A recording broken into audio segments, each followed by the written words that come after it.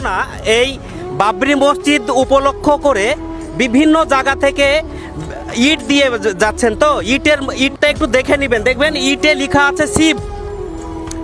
আমার হিন্দু ভাইদেরকে আঘাত করা উদ্দেশ্য না, শুধু একটা কথা বলবো, এই যে শিব লেখা আছে, হয়তো কোনো দিন এসে বলবে যে এই মসজিদের ইটে শিব লেখা পাওয়া গিয়েছে, ঠিক আছে, তখন বলবে যে কি রে এখানে শিবের মন্দির ছিল।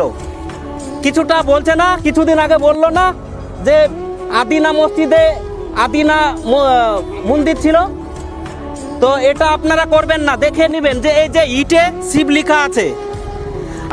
যারা বাবরি মসজিদে ইট নিয়ে আসছেন, ইটগুলো একটু দেখে নেবেন। আমি কোনো ভাটাকে ডিমোশন করছি না এবং প্রমোশনও করছি না। এই ভাটাতে যে ইটে শিব লেখা আছে, হয়তো কোনো দিন এসে বলবে যে মসজিদের শিবের নাম লেখা আছে, এই মসজিদটা শিবের মূর্তি ছিল, তখন আবার বিপদে পড়ে যাব মুসলমানরা। বিশ্বাস করুন, আমার কোনো উদ্দেশ্য নাই কোনো হিন্দুকে আঘাত করা। শুধু একটা কথাই আমার মেসেজ দিতে চাই যে এই যে শিব লেখা আছে, এই ভাটার ইট নেবেন না, কারণ কোনো দিন এসে বলবে যে এখানে শিবের মূর্তি ছিল।